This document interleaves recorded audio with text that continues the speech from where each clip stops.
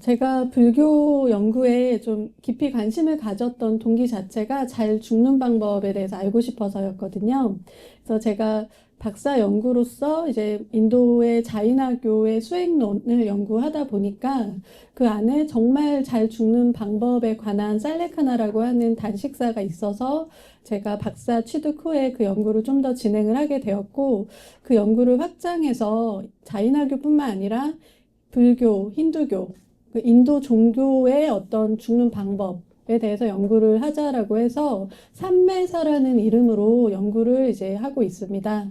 우리가 삼매 속에서 깨어있는 죽음을 맞이하는 방법이, 기법이 전통에 있기 때문에 이걸 잘 발굴을 해서 현대에 전달해야 된다는 그런 마음을 갖고 있습니다. 그리고 이걸 그냥 단지 고대의 것을 그냥 답습해서 전달하는 것이 아니라 현대의 죽음학, 생사학적인 입장에서 이걸 어떻게 현실화시킬 수 있는지, 또 여러 가지 우리가 그거에 대해서 적극적으로 접근하는 그런 방법에 대해서도 고민을 하고 있습니다. 오늘은 그러한 저의 고민들과 이제 지금 현재 연구하고 있는 것들을 함께 나누고 싶습니다. 네. 네, 불교는 저는 사실 존엄한 죽음을 맞이하는 전통이 고대부터 있었던 종교라고 생각을 하고요. 이제 현대적인 안락사와 존엄사의 쟁점 이슈를 한번 보겠습니다. 그리고 조력 존엄사라고 하는 지금 한국 사회에서 지금 필요로 하고 있는 이 존엄사 문제 또 한번 보고요. 제가 연구한 살레카나에 대해서 소개해 드리고 좀 마무리를 하겠습니다. 사실 부처님께서는 생로병사, 사문유관을 하시고 출가를 하셨습니다.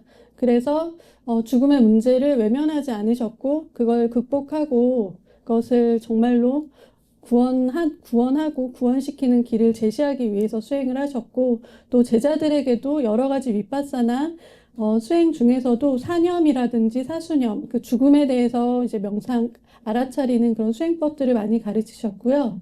그래서 또 그 일환으로 무상관이라든지 부정관, 백골관 등에 대해서도 많이 가르쳐 주셨습니다. 그래서 저는 이제 불교 안에는 죽음에 대한, 우리가 이제 외면하고 기피하고 싶어하는 죽음에 대한 얘기가 엄청 리얼하게, 정말 생생하게 우리 눈앞에서 항상 이것을 보라라고 하셨었다. 이제 그 얘기를 하고 싶고요. 저는 근데 이제 사실은 불교뿐만 아니라 인도 종교의 어떤 핵심은 서양 종교와 서양 철학과는 다른 어떤 핵심이 있다면 저는 어떤 명상, 수행, 요가라고 하는 부분이 있다라고 생각하거든요. 그런데 이제 엘리아데라고 하는 이 종교학자는 이제 요가라고 하는 이 책에서 모든 요가와 명상은 죽음을 선취하는 것이다, 이런 것을 했어요. 살아서 죽음을 미리 취하는 것이다라는 것입니다. 우리는 육체가 죽어서 죽는 것이 아니라 살아서 이미 나의 에고를 해체하고 그것을 넘어서서 죽음을 이미 다 통과해서 자유롭게 되는 그 길이 요가 명상에 있다라는 그런 얘기를 한 거라고 저는 이해했습니다. 그리고 그것을 이제 극명하게 실현을 해서 저희에게 보여주신 것이 이제 부처님의 열반이라고 생각을 하고요. 열반도 이제 두 가지 차원이 있잖아요. 살아 생전에 하시는 열반과 이제 그 마지막 신체까지 벗는 완전한 반열반, 무여열반을 얘기하셨는데, 그 살아 생전의 죽음의 선치가 이제 유여열반, 임종시의 죽음의 선치를 무여열반으로 이제 나눠봤습니다. 이제 사실 삼매사라는 용어는 이 사마디 마라나라고 하는 용어는요, 자이나교에서 나오는 용어입니다. 자이나교에 제가 아까 잠시 말씀드렸던 단식하고 명상을 하면서 죽는 그 임종 수행법을 살레카나 외에 혹은 사마디 마라나라는 용어로 쓰고 있습니다. 우리가 단식만 단지 하는 것이 아니라 단식하는 과정에서 정신도 오히려 더 맑아지고 깨어서 명상적인 죽음을 맞이하기 때문에 사마디 마라나라고 한 거고요.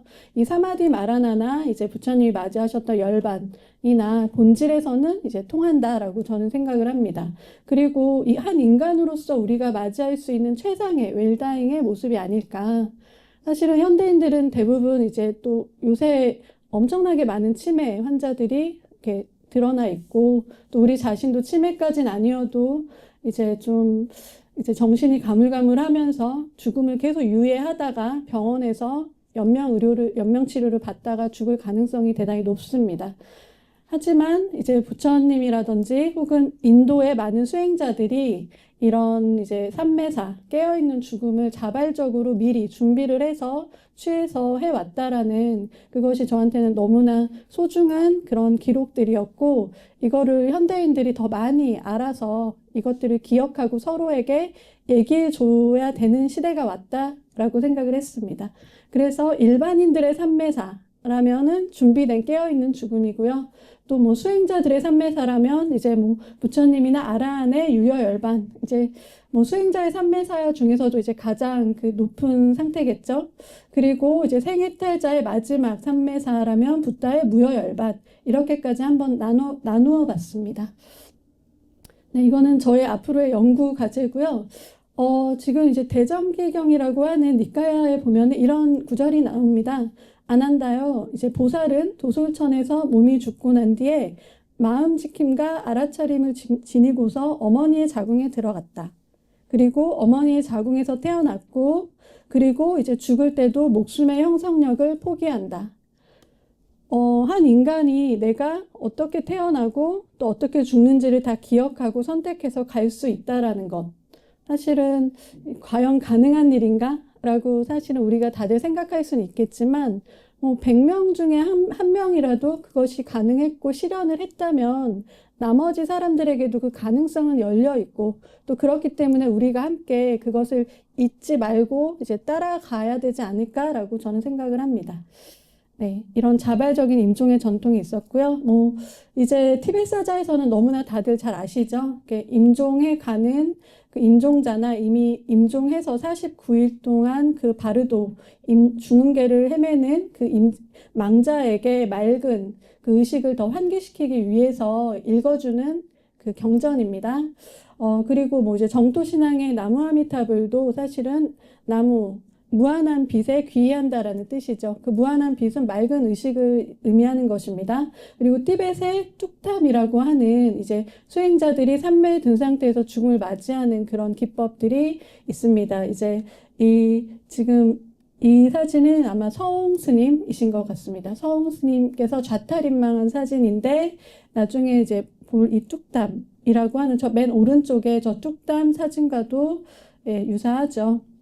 그런데 이 툭탐의 경우에는 실제로 시신의 부패가 대단히 천천히 이뤄진다라고 하는 그런 이제 관찰도 있습니다. 그리고 이런 저희 불교 전통의 좌탈인망, 뭐 수행, 명상하면서 임종하는 그런 사례는 계속 이어지고 있습니다. 많은 한국의 노수님들께서, 그리고 뭐 그런 문헌에서 그런 사례들이 저희는 있어 왔고요. 가장 최근에는 2022년도에 연관 스님이라고 하시는 스님께서 이제 불치병을 확인하시고, 그때 코로나 시즌이셨는데 암에 걸린 걸 확인하시고 더 이상 연명치료나 뭐 치료는 하지 않으시겠다라고 결단을 하시고 한 2, 3주 정도, 제가 알기로는 2주 정도 되게 짧은 기간 음식을 이제 끊고 물도 끊으시고 빠르게 임종하셨습니다.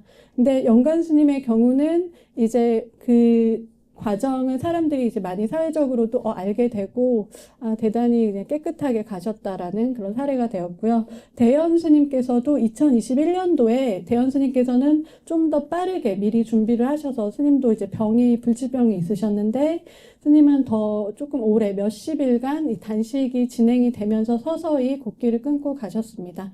그래서 대현 스님은 또 그 과정을 일지로 기록을 하시고 이렇게 책을 네, 아름답게 가는 길이라고 하는 책을 내주셨습니다. 위에가 대현 스님, 아래가 연관 스님이십니다. 근데 사실 꼭 스님분들이 아니셔도 저희가 심심치 않게 저희 뭐 친지라든지 누군가가 이제 왠지 갈 것 같다라고 예감을 하시고 미리 준비를 하시고 주변 지인분들을 만나시고 다 정리를 하시고 가시는 분들이 많이 있죠. 사실은 꼭 사실 인간이 가진 그렇게 할 수 있는 우리 능력이 잠재되어 있는데 그것을 우리가 미리 준비하느냐 아니냐에 또 차이가 있는 것 같습니다. 그래서 저는 이런 죽음이 더 많아지기를 이제 바라면서 이 연구를 하게 되었습니다. 이제 그 안락사 그리고 존엄사에 관한 기본적인 좀 개념에 대해서 제가 좀 간략하게 짚어드리겠습니다. 사실 저희가 안락사라고도 얘기하고 존엄사라는 용어도 요새 많이 쓰고 있는데요. 이 안락사는 사실 그냥 딱 떠올릴 때 그 약물을 주입해서 그냥 바로 단시간에 이렇게 임종하는 그 방법이죠. 근데 사실 안락사는 뭐 세계적으로 그렇게 허락되는 나라가 사실 많지는 않습니다. 유럽 쪽에 이제 좀 있는데요. 근데 이 안락사와 관련해서 17세기에 베이컨이 우리는 죽을 권리가 있다라는 그런 논의를 시작했고, 실제적으로는 1975년에 미국의 카렌 앤 퀼란이라고 하는 여대생이 이제 술을 먹고 뭐 약물도 같이 먹고 하면서 이게 뇌사 상태에 빠진 거예요. 그래서 병원에 이제 실려갔는데 그 당시 법으로는 이제 뭐 아직 숨을 쉬고 있고 연명하고 있기 때문에 그대로 계속 둬야 되는 상태였던 거죠. 근데 이제 가족들이 이렇게 고통스럽게 무의미하게 있을 수 없다라고 해서 죽을 권리를 달라라고 해서 이제 법정으로 소송을 하고 해서 아마 1년 정도 그 후에 그게 허가가 돼서 연명장치를 떼었습니다. 그런데 이 경우는 이제 특이하게도 연명장치는 뗐지만 호흡은 계속 이어져서 좀 더 한동안 있다가 이제 갔다고 합니다. 어쨌든 이런 이제 안락사 사례가 죽을 권리, 이게 우리에게 있다라는 이제 그게 있었고요. 미국에서 연명장치 거부법을 이제 채택하기 시작했습니다. 그래서 이 연명치료를 중단하는 것, 이것을 이제 소극적 안락사라고 하는데요. 이것을 이제 다른 이름으로 존엄사라고 합니다.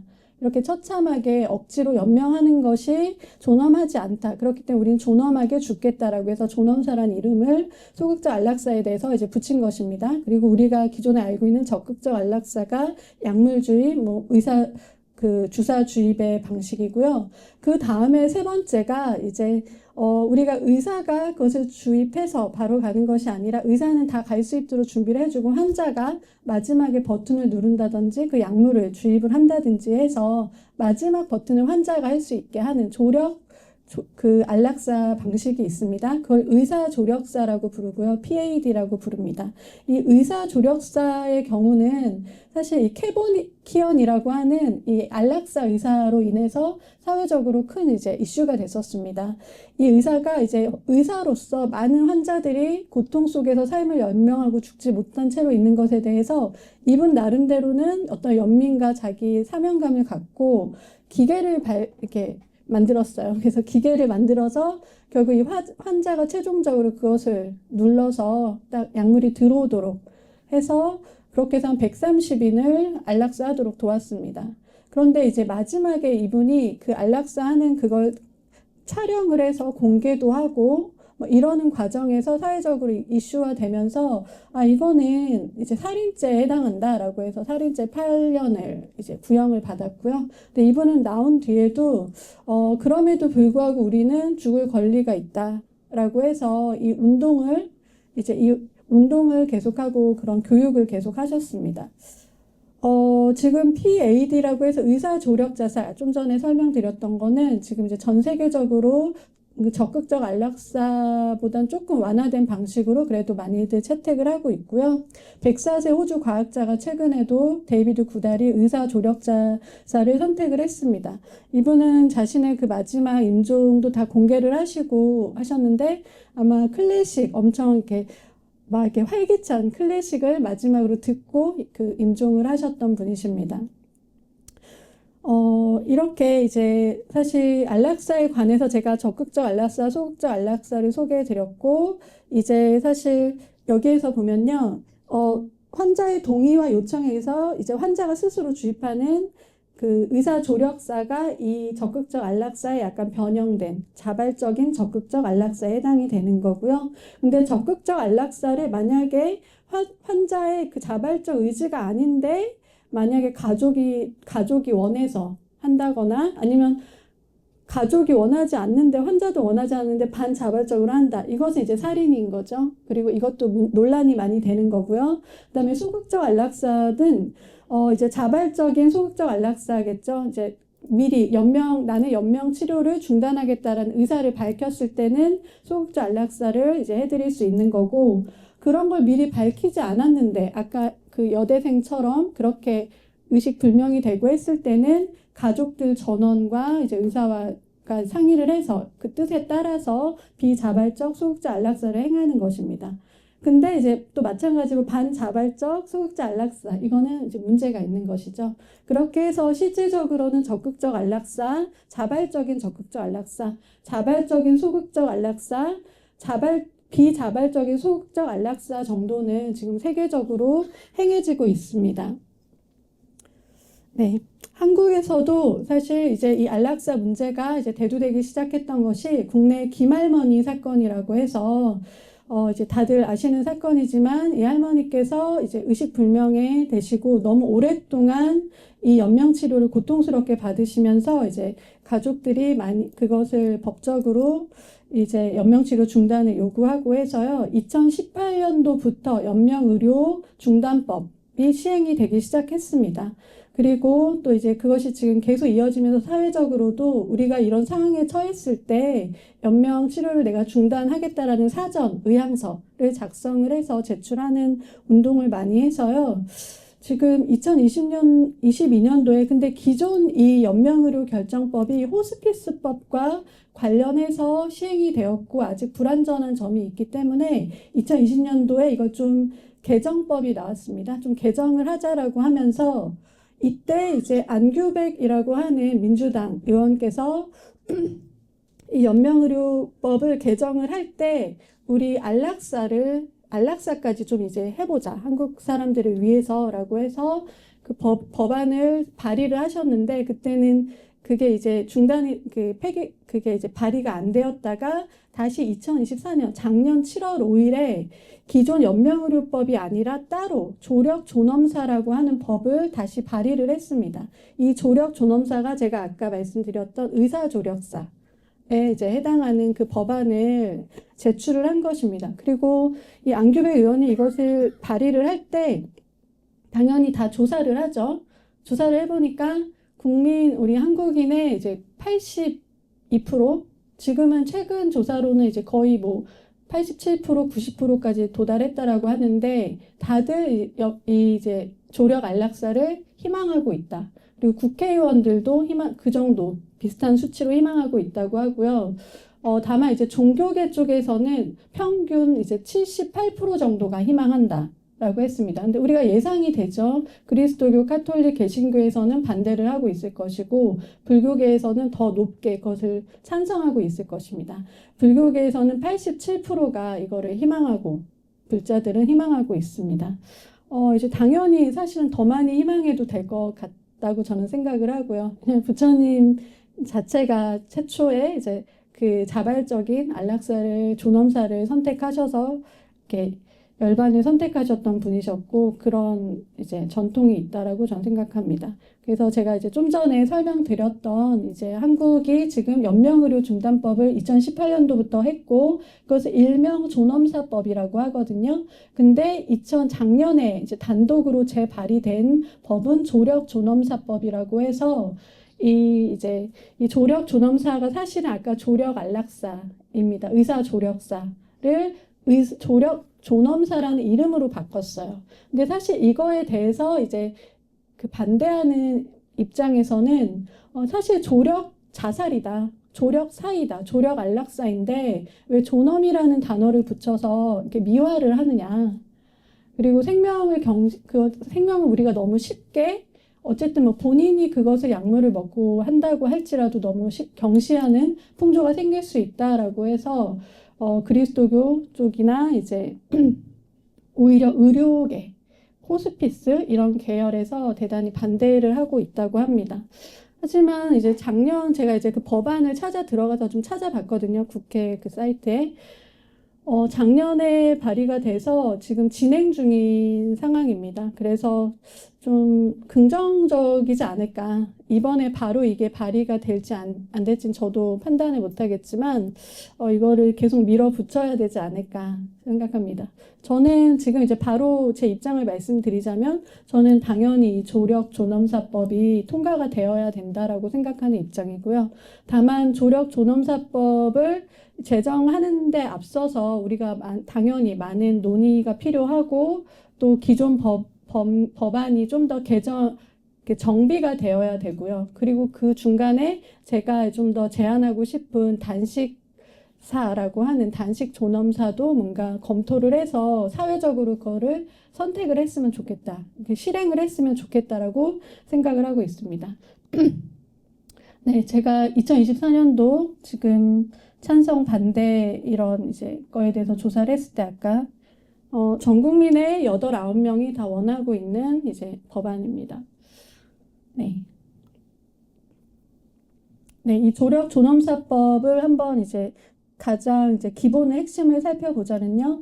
회복 불가능한 말기 환자가 본인 희망으로 존엄사를 이제 하겠다라고 하면은 아무나 이제 한다고 해서 다 할 수 있는 건 아닌 거죠, 당연히.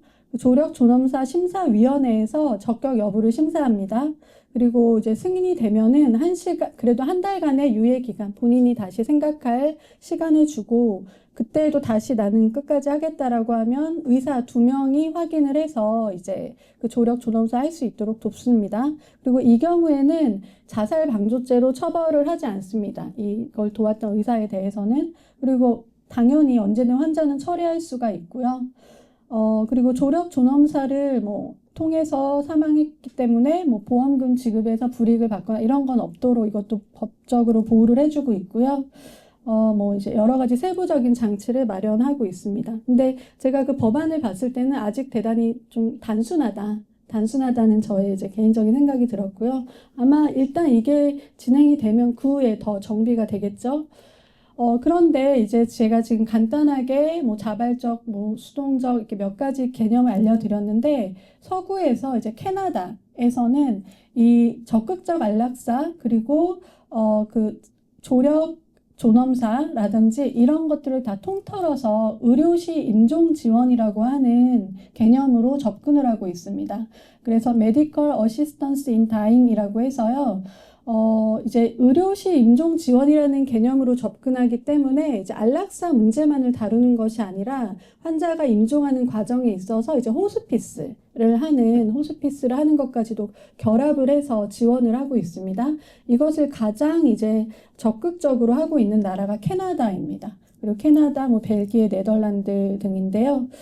이 임종시 의료 지원을 이제 제가 왜 이렇게 주목을 하게 되었냐면요. 제가 이제 연구하기 시작한 VSED라고 하는 것을 우리가 임종시 의료 지원의 체계 안에서 접근을 하면 좋겠다는 생각이 들었기 때문입니다. VSED는 이 Voluntary Stopping Eating and Drinking의 약자입니다. 그래서 자발적으로 걷기, 음식과 그 물을 끊는 것을 얘기하는 것입니다. 이제 용어는 이제 자발적 음식 및 수분 섭취 거부, 자발적 탈수 이렇게 얘기를 하는데요. 서구에서 이제 안락사를 이제 허용받지 못한 환자들, 그러니까 보통 안락사는 말기 환자들을 중심으로 보통 허용을 해주거든요.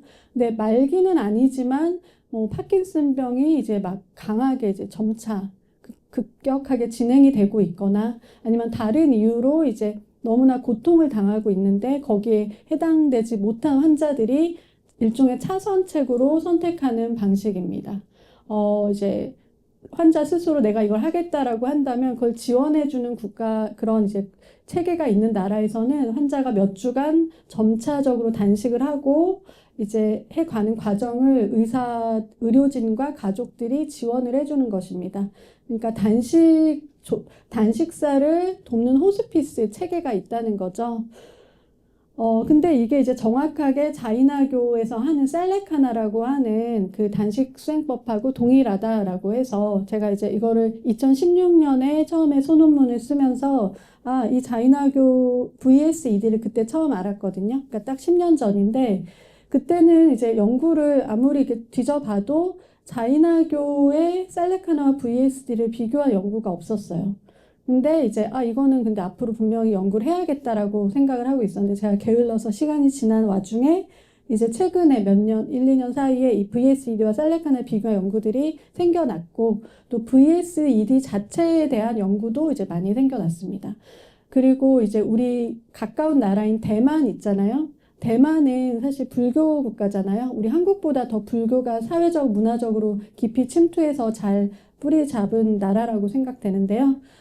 대만은 이제 아시아에서도 그 죽음 준비가 되게 잘 돼 있는 나라예요. 그래서 보통 죽음학, 타나톨로지를 얘기하는데 대만에서는 일본에서는 사생학이라고 말을 하거든요. 죽음과 삶을 이제 연구하는 학문이다라고 하는데 대만에서는 생사학이라고 이름을 붙입니다. 생명의 입장에서 우리의 생명이라는 큰 그 안에서 죽음의 현상을 우리는 함께 연구한다라고 해서 생사학을 얘기하는 그 대만에서 최근에 단식 존엄사라고 하는 책이 나왔어요. 근데 이게 베스트셀러가 된 거예요. 제목 자체가 단식 존엄사입니다. 근데 이게 어떤 책이냐면 여자 의사 선생님이 자기 어머님이 말기 불치병으로 이제 점차 너무 고통을 받으시니까 어머니와 상의해서 어머니가 나는 단식사를 하겠다라고 선언을 하시고 그 딸이 또 의사이기도 하고 하니까 그걸 가족들이 다 도와준 거예요. 그리고 그 과정을 다 기록을 하고 이렇게 한 것을 글로 냈는데 국민들한테 베스트셀러가 된 거예요. 그 정도로 많은 사람들이 이것을 필요로 하고 공감을 하고 수용을 하고 있다는 거죠. 그래서 근데 이제 제가 그 관련 자료를 보다 보니까 이 비류잉이라고 하는 여자 의사, 자기 어머님의 단식사를 도왔던 의사가 사실 VSED가 대만에서도 법적인 회색지대에 있다라고 합니다. 아까 우리 안락사도 우리나라에서 아직 뭐 시작도 안 됐고 안락사를 하는 경우에 그걸 도왔던 의사는 의사 자살 방조죄로 법적 처벌을 받을 수도 있고 막 이런 많은 문제들이 있잖아요. 대만도 이제 우리랑 좀 비슷한 실정이어서 이렇게 단식사 하세요, 단식사 좋아요라고 말을 하면 자살 이제 교사죄가 이제 된다는 겁니다. 그래서 이제 그런 문제들은 있지만 하지만 많은 국민들은 그거를 이미 심정적으로나 현실적으로 동의하고 원하고 있다라고 하는 그런 실정입니다. 이 단식 존엄사란 책이 올해 초인가 작년 말에 나왔거든요. 그래서 저도 이제 살레카나 책이 4월 초에 나왔기 때문에 그때 이제 비슷한 시기에 나와서 너무 흥미로워서 바로 읽고 참 감동을 많이 받았어요. 읽으면서 눈물도 나고 좋았는데 여러분들도 꼭 한번 보셨으면 좋겠습니다. 그래서 이제 한국도 이런 문제에 대해서 좀 이제 웰다잉의 문제 그리고 사실은 불교가 제가 생각할 때는 다른 종교 어떤 종교보다 웰다잉의 문제를 가장 깊이 있게 그리고 사람들에게 어떤 실질적인 도움을 줄 수 있는 그런 조언을 해줄 수 있는 종교가 불교라고 생각하거든요. 그래서 사실은 근데 제가 이제 불교계에서 그때 웰다잉 우리 그 연명의료법 2018년도에 시행되기 시작하기 몇 년 전부터 준비를 했을 거 아니에요. 그때 원불교 측에서는 그 법안을 만들 때 참여하신 분이 계시더라고요. 근데 제가 불교계 쪽에서는 어떤 분이 참여하셨는지 이거를 이제 찾아보지는 못했지만 기사를 찾아보고 해도 뭔가 적극적인 이 문제에 대해서 목소리를 내고 활동하시는 분들을 아직 많지는 않은 것 같다. 그리고 이제 뭐 연구자들은 개별적인 연구는 단편적으로 하고 있지만 뭔가 교단 쪽 불교 교단 쪽에서도 그리고 불교 여러 단체에서도 이걸 좀 적극적으로 우리가 사회적으로 어필하고 활동을 했으면 좋겠다고 생각합니다. 네, 살레카나에 대해서 좀 소개해 드릴게요. 이게 지금 단식사를 살레카나를 하고 계신 스님들의 모습입니다. 이제 살레카나를 하겠다라고 하면 이렇게 사원이나 이렇게 공동체에서 주변에서 도움을 드립니다. 네, 우리 그 절에서 하는 그 모습과 비슷하죠. 그래서 살레카나는 이제 보통 수행자들이 그리고 자인하교 신자들도 이제 생애 말기에 단식과 명상을 하는 인종수행이고요. 자인하교도들은 이것을 대단히 신성하게 여기고 또 다들 구체적으로 잘 알고 있기 때문에 가능한 한 많이들 이제 이걸 선택하고자 합니다. 원어 뜻 자체가 사트 레카나 뜻이 바르게 소멸하다란 뜻이에요. 레카나가 이렇게 축소하다, 이렇게 야위어가다, 깎이다라는 뜻이거든요. 그래서 단식하면서 몸이 얇아지는 그 과정을 얘기한 거죠. 한마디로 바른 죽음, 웰다잉입니다. 그리고 아까 말씀드렸듯이 이것의 다른 이름이 사마디 마라나 삼매사입니다. 네, 명상적인 죽음이죠.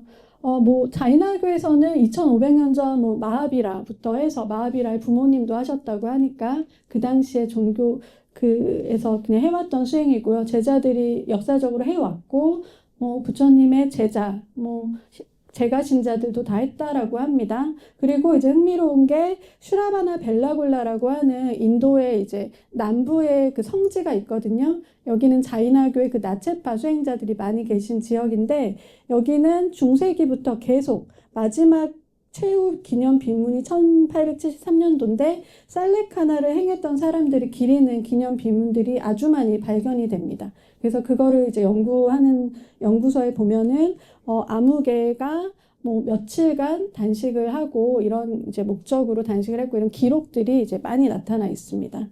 그리고 1955년도에 제가 아까 보여드렸던 이분 샨티사가르라고 하는 공이파 승려께서 살레카나를 했습니다.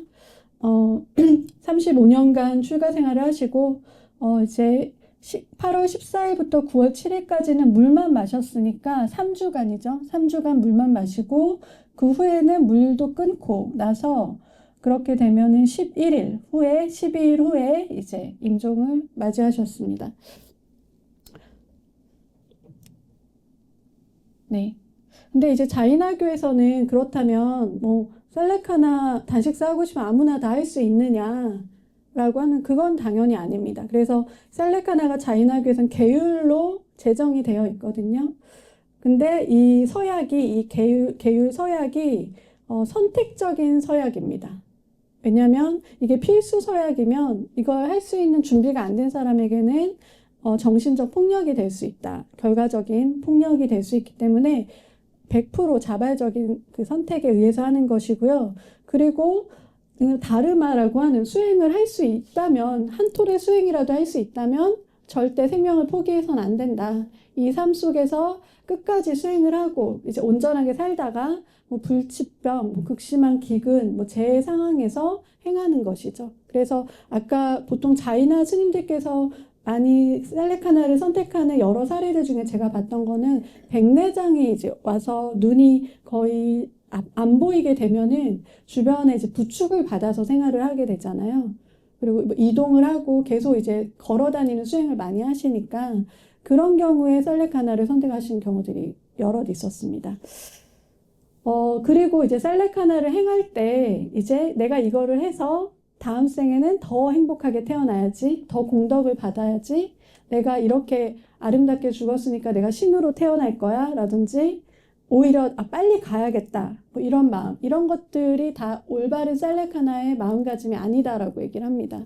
죽음을 죽음답게 받아들이는 것에 대해서 얘기를 하는 것입니다. 죽음에 대해서 죽음이 온다면 나도 완전히 나를 비우고 완전히 죽음을 맞이하는 그것을 가르치고 있습니다. 뭐 이제 사원에서 해도 자신의 있는 공동체 사원에서 해도 되고 집에서 해도 되고 이왕 이제 이렇게 어떤 외부의 숲 같은 데서 가게 된다면 생명체가 없이 깨끗한 장소에서 죽음을 준비합니다. 살레카나 이제 아까 우리 샨티사가르 스님은 한 달 좀 넘으셨거든요. 그리고 보통 뭐 좀 석 달인 경우도 있고 뭐 2주 만에 가시는 분도 있고 다양하거든요. 근데 이제 문헌에 나타난 거는 12년이 있었어요. 그래서 이게 가능한가? 12년 동안 어떻게 살레카나라지에서 보니까 앞에 한 3년간은 하루에 한 끼 밥만 먹고 뒤에 한 3년간은 한 끼만 먹고 하면서 점차적으로 단식을 하다가 마지막 한 6개월간 이제 착착착착 되게 기술적으로 음식을 끊다가 나중에 뭐 입안에 기름도 좀 바르고 하면서 그렇게 아주 기술적으로 살레카나를 했는데 실제로 VSED를 행할 때 환자에게 그 입에다 이렇게 분무기를 좀 뿌려준다. 왜냐면 입이 너무 마르기 때문에 물까지 끊었을지라도 입 쪽에 물기는 조금 제공해 준다고 합니다. 그런 것 같은 이제 방식인 것 같습니다. 그래서 뭐 평균적인 기간이 얼마냐라고 하면 정말 사람마다 다른 것 같아요. 그래서 아직 살아있을 까르마가 많이 남으신 분들은 계속 계시는 것 같고, 근데 이제 서구의 VSED를 실행하는 경우에는 보통 3주 정도를, 2주, 3주를 얘기합니다. 네.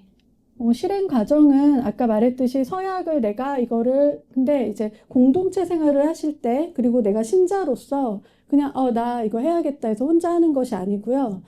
먼저 허가를 받습니다. 저는 살레카나 하겠습니다라고 했을 때 이제 그때 공동체에서 그걸 함께 도와주기 때문에, 그리고 참회 의식을 행하고요.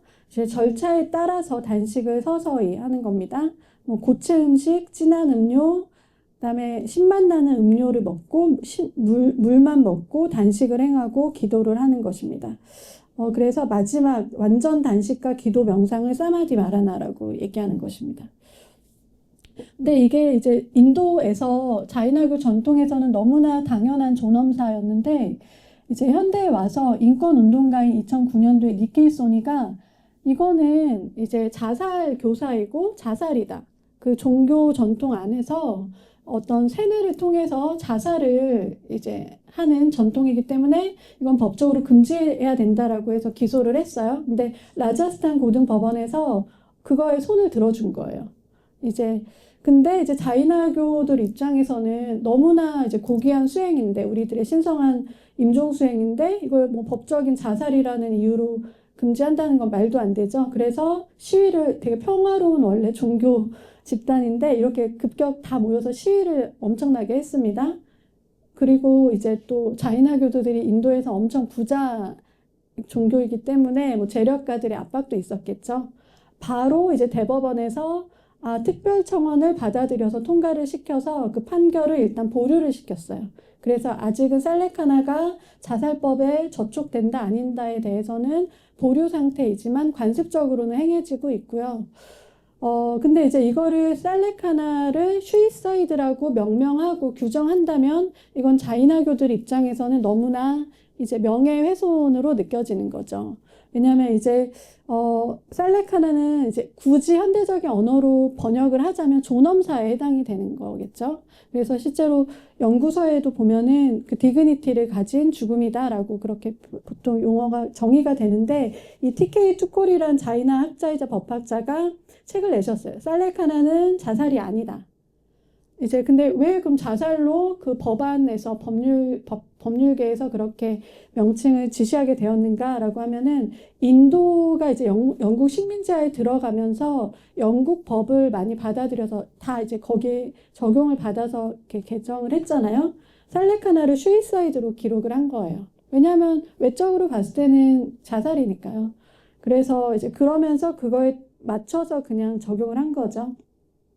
그런데 이제 흥미롭게도 작년에 2024년도에 인도의 그 형법이 100 몇십 년 만에 지금 이제 형법 안에서 자살법의 조항이 있거든요. 307호인가 309조인가 하는 그 조항인데요.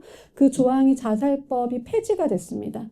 왜냐하면 누군가가 자살 시도를 했을 때, 그리고 실제로 자살이 성립이 됐을 때 그거는 형법에, 그러니까 범죄이다라고 규정하는 거는 정근대적인 법이라는 거예요. 그래서 그거는 이제 폐지가 됐지만 자살 교사죄는 아직 남아 있습니다. 그래서 누군가 자살 교사해서 그 사람이 죽었다면 그 교사한 사람은 자살 교사죄에 적용이 되는데, 그렇기 때문에 살레카나를 자살로 규정하게 되면 자살 교사죄가 우리 이제 적용이 되게 되는 거죠. 살레카나를 행하는 사람들한테.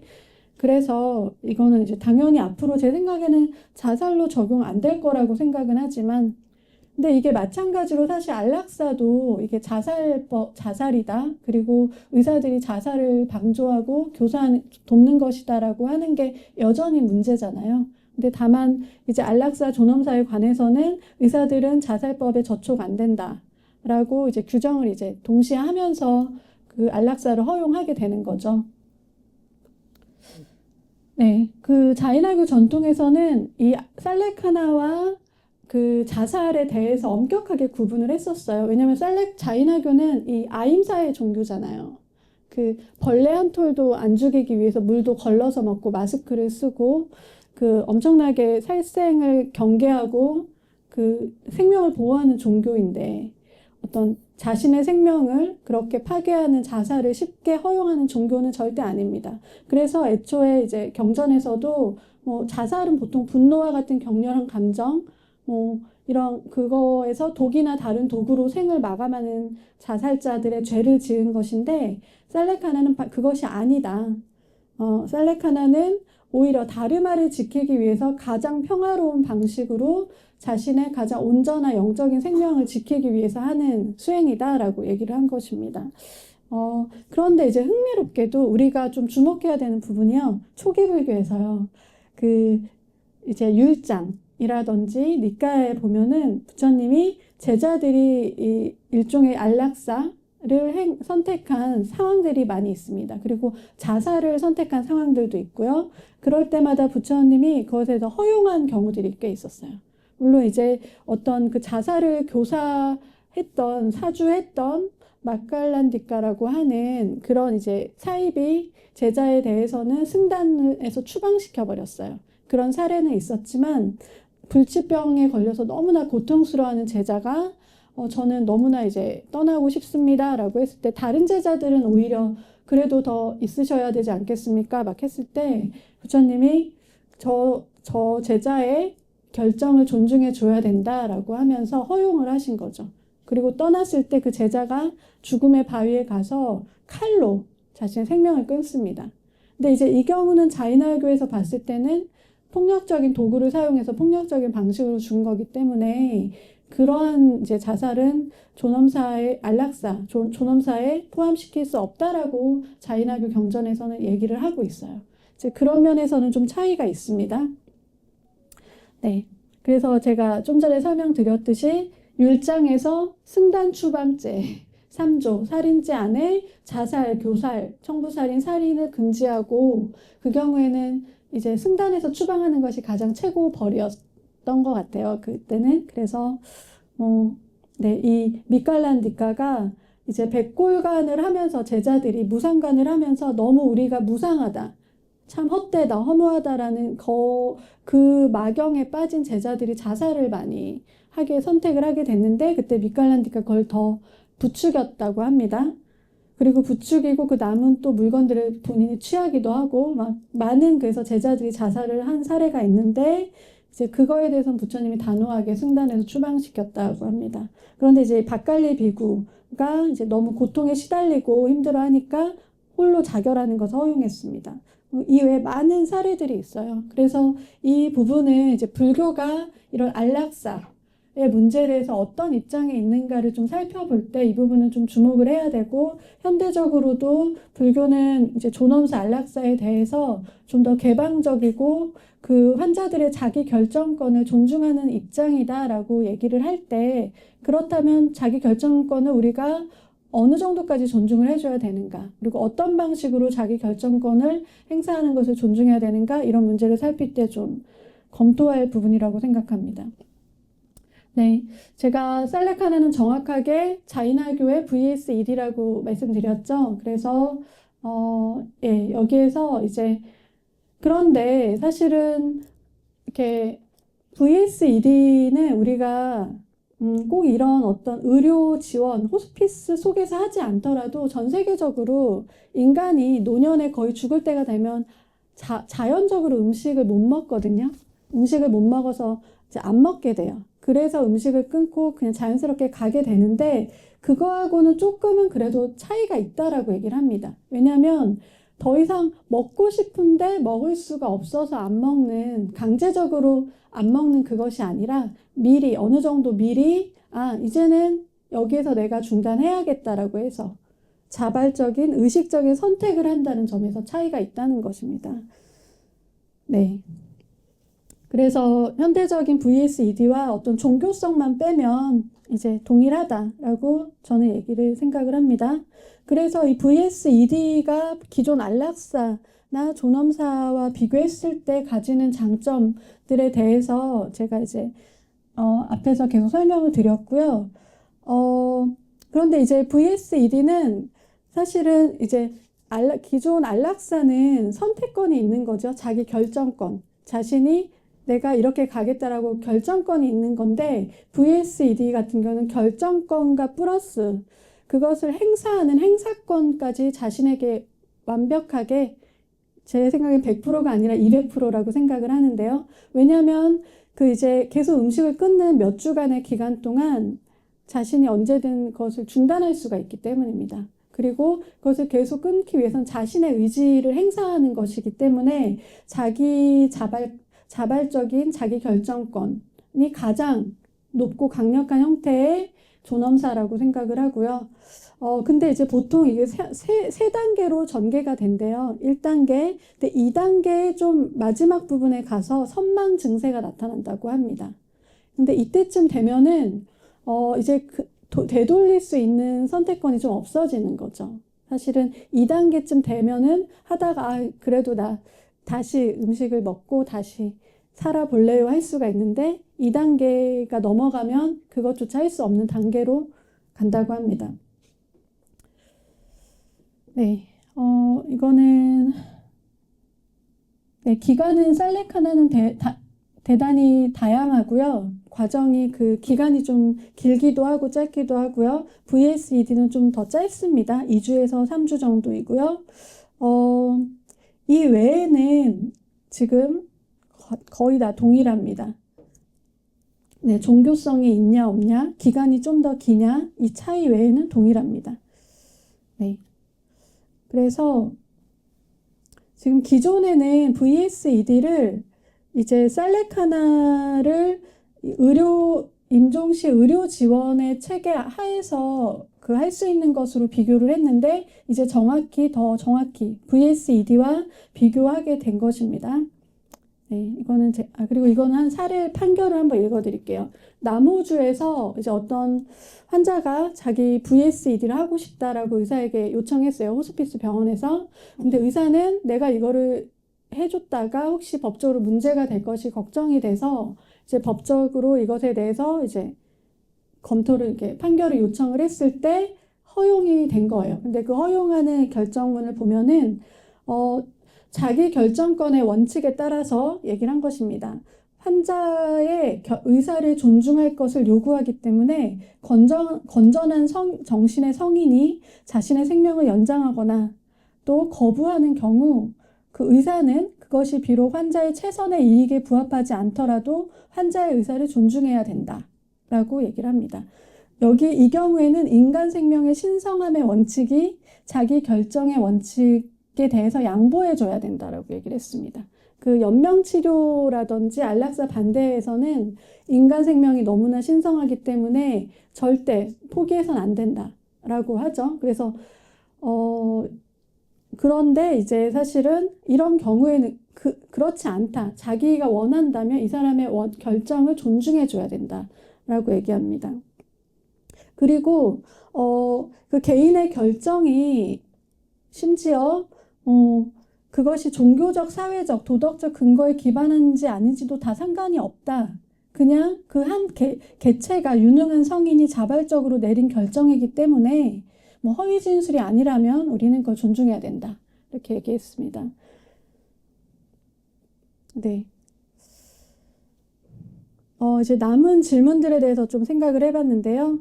아까 이제 제가 소개시켜드린 VSED는 이제 의료시 그 임종 지원이라고 하는 체계 하에서 이제 좀 더 호스피스와 관련해서 우리가 준비를 해봤으면 좋겠다고 생각을 했고요.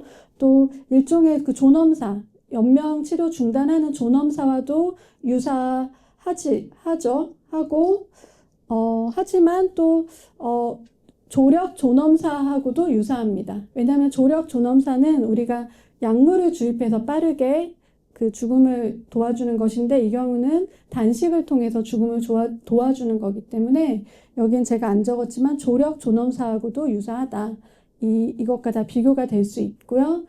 VSED 조력자는 자살 방조죄에 해당할까라고 한다면 지금 네. 일단 한국의 경우는 그 연명의료법을 제가 한번 살펴보니까 말기 환자의 경우는 자살 방조죄나 안락사에 해당하지 않습니다. 근데 이제 이 연명치료 중단법이 두 가지 차원으로 지금 있거든요.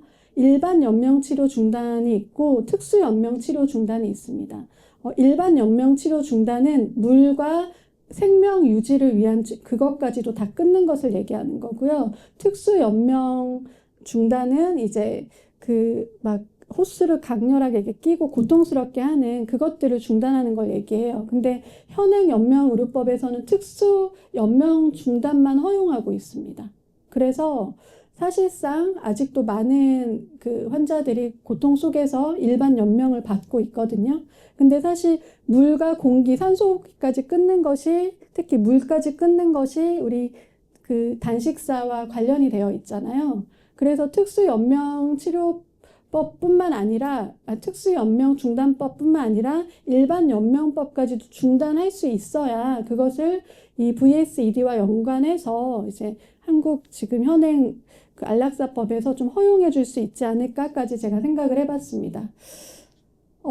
이제 만약에 작년에 발의됐던 이 조력 존엄사법이 통과가 되면은 지금 두 걸음 성큼 나간 거죠.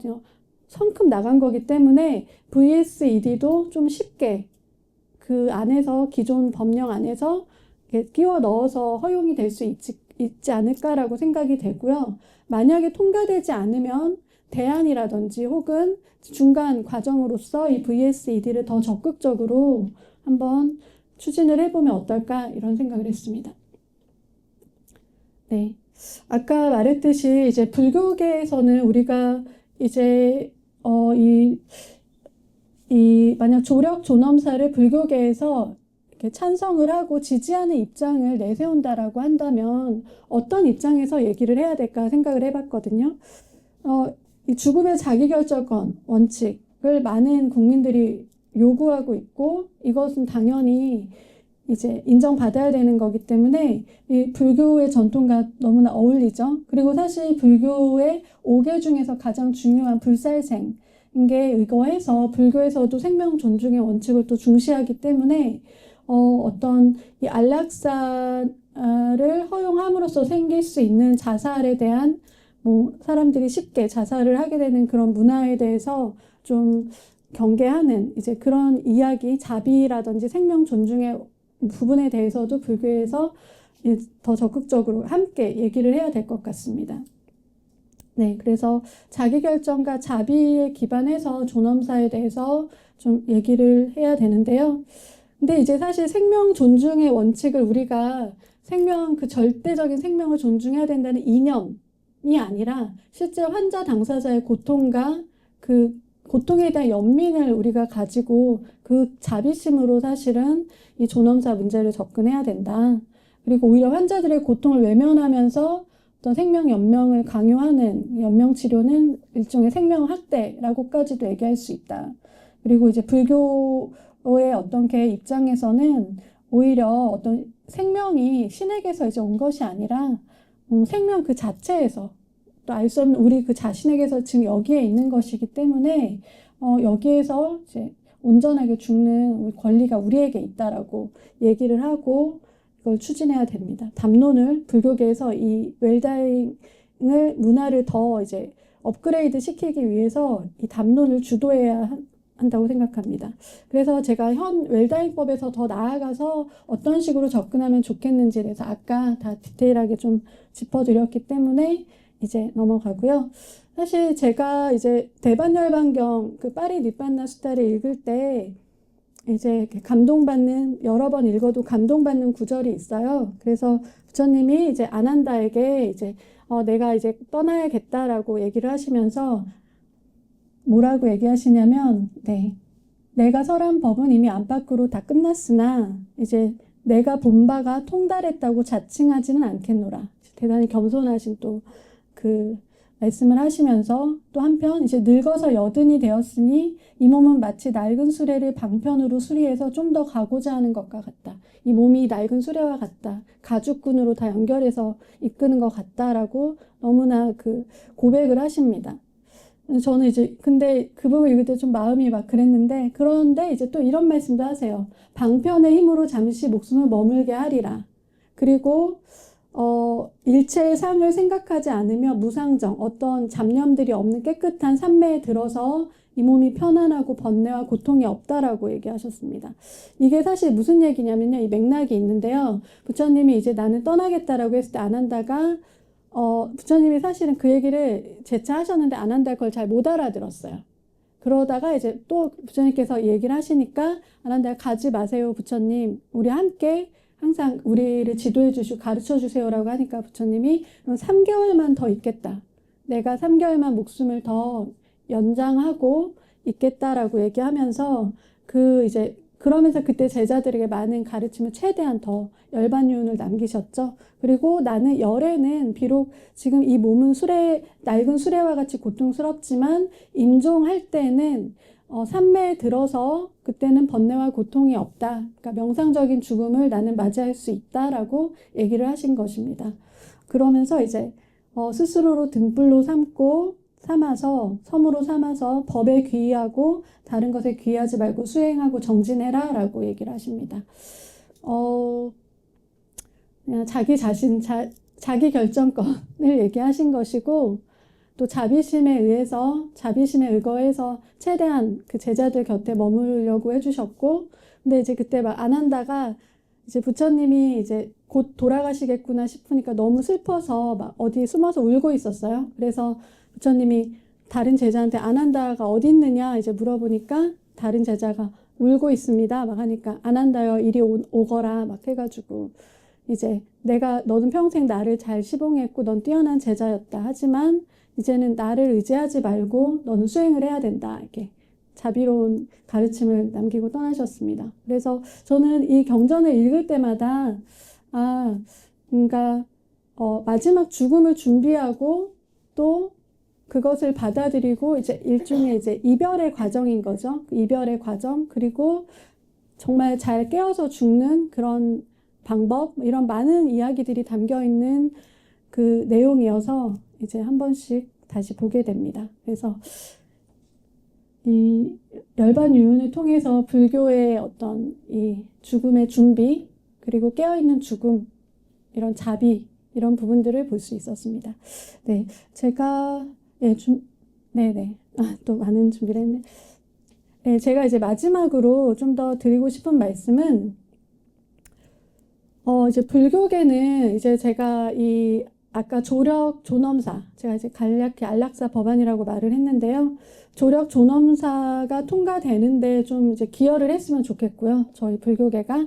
근데 단지 통과시키고 시행하는 데만 머물러선 안 되고 현대인들에게 정말 진정한 존엄사가 뭔지 단지 약물을 내가 버튼 눌러서 내가 가는 이 문제뿐만 아니라 우리가 부처님처럼 당연히 가긴 쉽진 않겠지만 적어도 우리가 그런 걸 기억하고 있고 알고 있고 그렇게 좀 더 깨어서 죽을 수 있다라는 걸 기억하고 준비하는 사회가 됐으면 좋겠고요.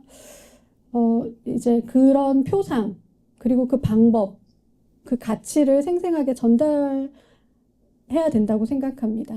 그리고 지금 한국 사회가 죽음의 질이 엄청 낮거든요. 자살자도 엄청 많고 고독사가 너무 많아요. 혼자 50대 이상의 특히 남성분들 혼자 집에서 돌아가시는 분들이 많고 너무나 사실은 좀 마음 아픈 고통스러운 사회라고 생각합니다. 특히 죽음의 부분에 있어서는. 게다가 1인 가구가 지금 엄청 늘어나고 있기 때문에 저출산 시대 초고령 사회로 진입해버려서 이거에 대해서 적극적으로 대응을 해야 된다고 생각합니다. 네, 이상입니다. 감사합니다.